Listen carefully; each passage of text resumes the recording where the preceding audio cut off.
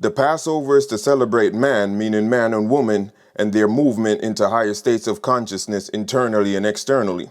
While the galaxy, including all things in the firmament above, are also changing. The change above corresponding with earthly things below, occurring simultaneously because the Father is of light and light is of law and order, and this law is correspondence. So all that inhabit the earth, especially man, is about to pass over into a different dimension of consciousness and time. And man within his and her own society is going to experience a change of the guard, a change of the ruling powers, not by party, but by bloodline. Those who rule now, regardless of party or affiliation, rule in darkness. And we now have to move into light. They can rule no longer. Japhet must hand it over to Shem, and Esau must hand it over to Jacob. This is an allegory pertaining to the races of men.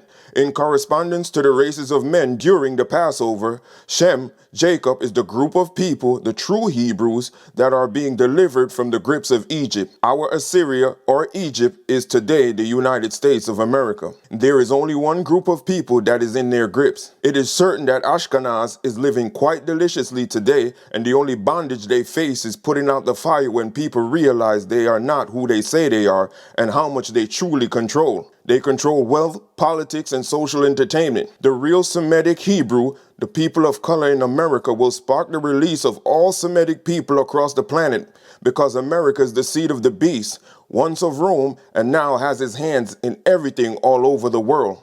Whether you call yourself Moor, Hebrew, Indigenous, Native, you all fall under the category of the original root race of this cycle, the Adamic seed, with the DNA RNA of the original root race.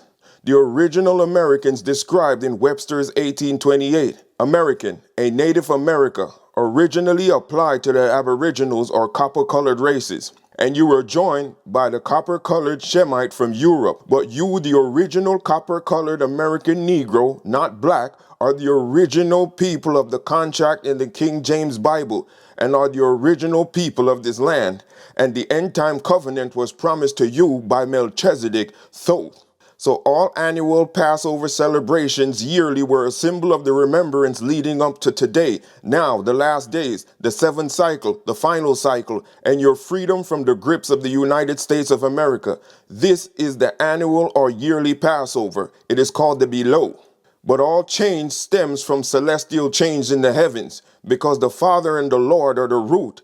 And as I said before, they are what we call the above. The Passover, or the changing of time, is first indicated by the sun and the planets' alignment in a particular order, indicating Earth moving from darkness to light. This is the celestial, above. This celestial clock also fuels the individual, indicating a time when man and woman on a mass scale will be transitioning from darkness to light, internally and externally. This is the below. But in that internal and external change, the regenerative seed is on a timed season, which begins on a monthly lunar cycle, then transition to a solar annual cycle, which is yearly. This regenerative seed is within you. The universe is changing. The firmament with the stars, the planets, and their alignments are changing. The earth is changing. Man's rulership on earth is changing. And man within his and herself is also transitioning. Even your cells are changing. Change is occurring on every level of life, and no one can stop it. The yearly ceremonial Passover is called the month of Nisan or Abib on the Hebrew calendar. That is between the month of March and April on the Gregorian calendar we use today.